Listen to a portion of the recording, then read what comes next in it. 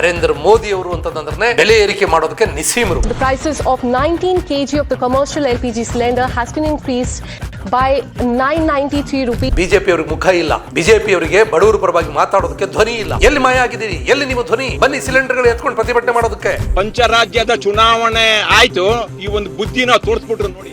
Election ಆಗಿದ ಕೂಡಲೇ ಇವತ್ತು ದ್ರೋಹ ಬಗೆತಾ ಇದೆ ಬಿಜೆಪಿ ಸರ್ಕಾರ. ಇವತ್ತು ನೀವು ಪ್ರತ್ಯಕ್ಷ ನೋಡ್ತಾ ಇದ್ದೀರಿ, ಬೆಲೆ ಏರಿಕೆ ಬಿಸಿ ತಟ್ಟುತ್ತದೆ.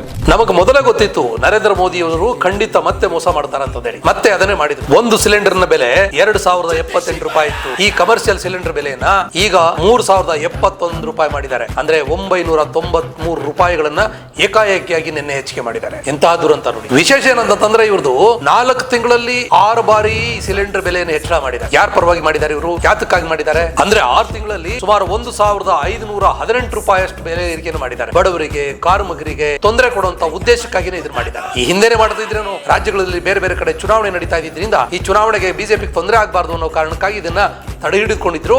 ಇವತ್ತು ದಿಢೀರ್ ಅಂತಂದ್ರೆ ಬೆಲೆ ಏರಿಕೆ ಮಾಡಿದ್ದಾರೆ. ಜಾಗತಿಕವಾಗಿ ಬೇರೆ ಬೇರೆ ಪರಿಸ್ಥಿತಿಗಳು ಇರುತ್ತವೆ. ಇಂತಹ ಜಾಗತಿಕ ಪರಿಸ್ಥಿತಿಗಳನ್ನ ನಿರ್ವಹಣೆ ಮಾಡುವಂತಹ ವಿದೇಶಾಂಗ ನೀತಿಯನ್ನ ಸರಿಯಾದ ರೀತಿಯಲ್ಲಿ ನಿರ್ವಹಿಸುವಂತಹ ಹೊಣೆಗಾರಿಕೆ ಜವಾಬ್ದಾರಿಯನ್ನ ಪ್ರಧಾನ ಮಂತ್ರಿ ಆದಂತವ್ರು ನಿರ್ವಹಿಸಬೇಕು. ಆದ್ರೆ ನಮ್ಮ ಪ್ರಧಾನಮಂತ್ರಿ ನರೇಂದ್ರ ಮೋದಿ ಅವರು ವಿದೇಶಾಂಗ ನೀತಿಗಳನ್ನ ನಿರ್ವಹಿಸಿರೋದ್ರಲ್ಲಿ ವಿಫಲರಾಗಿದ್ದಾರೆ. ಬಡವರ ಮೇಲೆ ಹೊರೆ ಹೊರಿಸೋದಕ್ಕೆ ಇವರು ಮುಂದಾಗಿದ್ದಾರೆ. ನೋಡಿ, ಈ ಕಮರ್ಷಿಯಲ್ ಗ್ಯಾಸ್ ಸಿಲಿಂಡರ್ ಬೆಲೆ ಏರಿಕೆಯಿಂದ ಹೋಟೆಲ್ ನಲ್ಲಿ ತಿಂಡಿ ತಿನ್ನೋದಕ್ಕಾಗಲ್ಲ, ಟೀ ಕುಡಿಯೋದಕ್ಕಾಗಲ್ಲ, ನಿಮ್ಮ ಮನೆಗಳಲ್ಲಿ ಮದುವೆ, ಹಬ್ಬ, ಹರಿದಿನ ಮಾಡೋದಕ್ಕೆ ಗ್ಯಾಸ್ ಸಿಲಿಂಡರ್ಗಳು ಸಿಗದೇ ಇರುವಂತಹ ಸ್ಥಿತಿ ನಿರ್ಮಾಣ ಆಗ್ತದೆ. ಯಾವುದೇ ಹೋಟೆಲ್ಗೆ ನೀವು ತಿಂಡಿಗೆ ಹೋದ್ರೂ ಕೂಡ ಬೆಲೆ ಏರಿಕೆ ಹೆಚ್ಚಾಗಿದೆ ಅನ್ನುವಂತಹ ಪಟ್ಟಿಯನ್ನು ನಿಮ್ಮ ಎದುರುಗಡೆ ಇರ್ತಾರೆ. ಆಟೋ ಚಾಲಕರು, ಕಾರ್ಮಿಕರು, ಅಸಂಘಟಿತ ಕಾರ್ಮಿಕರು, ಬೀದಿ ವ್ಯಾಪಾರಿಗಳು ಏನು ಹೋಟೆಲ್ಗಳ ಮೇಲೆ ಡಿಪೆಂಡ್ ಆಗಿರ್ತಾರೆ, ಅವರೆಲ್ಲರಿಗೂ ಕೂಡ ತಿಂಡಿ ಊಟ ಸಿಗದೇ ಇರುವಂತಹ ಸ್ಥಿತಿಯು ಕೂಡ ನಿರ್ಮಾಣ ಆಗ್ತದೆ. ಈ ಬೆಲೆ ಏರಿಕೆಯಿಂದ ಇಡೀ ಜನಜೀವನ ತತ್ತರಿಸಿ ಹೋಗ್ತದೆ. ಬಡವರಿಗೆ, ಕಾರ್ಮಿಕರಿಗೆ ಕೂಲಿ ಹೆಚ್ಚಳ ಮಾಡ್ತಾ ಇಲ್ಲ, ಬೆಲೆಗಳನ್ನು ಹೆಚ್ಚಿಗೆ ಮಾಡ್ತಾ ಇದ್ದಾರೆ ಅಷ್ಟೇ. ಆ ಬೆಲೆಗಳನ್ನ ತೆರಬೇಕಂತಂದ್ರೆ ತಮ್ಮ ಕೂಲಿಯ, ತಮ್ಮ ಶ್ರಮದ ದುಡ್ಡನ್ನ ಪ್ರತಿನಿತ್ಯ ನಾವು ವ್ಯಯಿಸಬೇಕಾಗ್ತದೆ. ನೆನಪಿರ್ಲಿ ನಿಮ್ಗೆ, ಇದು ಗ್ಯಾಸಿನ ಕತೆ ಆಯ್ತು. ಇನ್ನು ಇವರು ನಾಳೆ ಡೀಸೆಲ್, ಪೆಟ್ರೋಲ್ ಬೆಲೆಗಳನ್ನ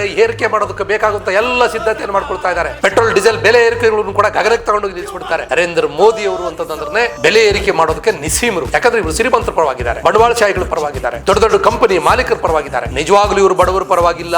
ಅದನ್ನು ಅವರು ಮತ್ತೆ ತೋರಿಸ್ಕೊಡ್ತಾ ಇದ್ದಾರೆ. ಈ ಬೆಲೆ ಏರಿಕೆ ಇದು ನಮ್ಮ ದೇಶಕ್ಕೆ ಅವರು ಕೊಡ್ತಾ ಇರುವಂತಹ ಮಹಾನ್ ದ್ರೋಹದ ಕೃತ್ಯ. ವಿರೋಧ ಪಕ್ಷಗಳು ಇದ್ರ ವಿರುದ್ಧ ಮಾಡ್ತಾ ಇರುವಂತಹ ಬಲವಾದ ಹೋರಾಟಗಳಿಗೆ ನಾಡಿನ ಎಲ್ಲಾ ಜನತೆ ಕೈ ಜೋಡಿಸಬೇಕಂತ ನಾನು ವಿನಂತಿಯನ್ನು ಮಾಡ್ತೇನೆ. ಗ್ಯಾಸ್, ಪೆಟ್ರೋಲ್, ಡೀಸೆಲ್ ಕಡಿಮೆ ದರದಲ್ಲಿ ನಮಗೆ ಸಿಗಬೇಕು. ಆ ಮುಖಾಂತರ ಬಡ ಜನರು ಏಳಿಗೆ ಕಡೆ ಹೋಗೋದಕ್ಕೆ ಸಾಧ್ಯ ಆಗ್ಬೇಕಂತಂದ್ರೆ ಇದನ್ನ ತಕ್ಷಣದಲ್ಲಿ ಕೇಂದ್ರ ಸರ್ಕಾರ ವಾಪಸ್ ತಗೊಳ್ಬೇಕು. ಬೆಲೆ ಏರಿಕೆ ನೀತಿಯನ್ನು ಕೈ ಬಿಡಬೇಕು. ಏರಿಸಿರುವ ಬೆಲೆಗಳನ್ನ ತಕ್ಷಣದಲ್ಲಿ ಹಿಂಪಡೆದು ಜನತೆಯ ಆಶೋತ್ತರಗಳಿಗೆ ಪೂರಕವಾಗಿ ನಡ್ಕೊಳ್ಬೇಕಂತ ಹೇಳಿ ಈ ಮುಖಾಂತರ ಒತ್ತಾಯನ ಮಾಡ್ತೇನೆ. ಈ ಗ್ಯಾಸ್ ಬೆಲೆ ಏರಿಕೆ ಆಗಿದೆ, ಇದರ ಬಗ್ಗೆ ಮಾತನಾಡಿ ಇದಕ್ಕೆ ಉತ್ತರ ಕೊಡಿ ಅಂತ ಹೇಳಿ ಕೇಂದ್ರ ಸಚಿವೆ ಶೋಭಾ ಕರಂದ್ಲಾಜೆ ಅವರನ್ನು ಕೇಳಿದ್ರೆ ಅವರು ಈ ವಿಚಾರ ಬಿಟ್ಟು ಮಹಿಳಾ ಮೀಸಲಾತಿ ವಿಚಾರಕ್ಕೆ ಸಂಬಂಧ ಮಾತಾಡ್ತಾರೆ. ಬಿಜೆಪಿ ಅವರಿಗೆ ಮುಖ ಇಲ್ಲ, ಬಿಜೆಪಿ ಅವರಿಗೆ ಬಡವರ ಪರವಾಗಿ ಮಾತಾಡೋದಕ್ಕೆ ಧ್ವನಿ ಇಲ್ಲ. ನಿಜವಾಗ್ಲೂ ಬಡವರು ವಿರೋಧಿ ಅನ್ನೋದನ್ನ ಅವರು ತೋರಿಸ್ಕೊಡ್ತಾ ಇದ್ದಾರೆ. ಮೊನ್ನೆ ವಿರೋಧ ಪಕ್ಷದ ನಾಯಕರಾದಂತಹ ಆರ್ ಅಶೋಕ್ ಅವರು ಏನ್ ಹೇಳ್ತೀರಿ? ಮೊನ್ನೆ ವಿಜೇಂದ್ರ ಯಡಿಯೂರಪ್ಪನವರೇ ಈ ಬೆಲೆ ಏರಿಕೆ ಬಗ್ಗೆ ಏನ್ ಹೇಳ್ತಾ ಇದ್ದೀರಿ? ಬಿಜೆಪಿ ಪಕ್ಷದ ಸಂಘ ಪರಿವಾರದ ಅಷ್ಟು ನಾಯಕರುಗಳೇ ಈ ಬೆಲೆ ಏರಿಕೆ ಮಾಡೋದ್ರ ಮುಖಾಂತರ ಬಡವರನ್ನ ಮೋಸ ಮಾಡೋದು ಕೊಟ್ಟಿದ್ದಾರಲ್ಲ ನರೇಂದ್ರ ಮೋದಿ ಅವರು. ಎಲ್ಲಿ ಮಾಯ ಆಗಿದ್ದೀರಿ? ಎಲ್ಲಿ ನಿಮ್ಮ ಧ್ವನಿ? ಮಾತಾಡಿ. ಈಗ ಬನ್ನಿ ಸಿಲಿಂಡರ್ಗಳು ಎತ್ಕೊಂಡು ಪ್ರತಿಭಟನೆ ಮಾಡೋದಕ್ಕೆ. ಹಿಂದೊಮ್ಮೆ ಅವರು ಪ್ರತಿಭಟನೆ ಮಾಡೋದಕ್ಕೆ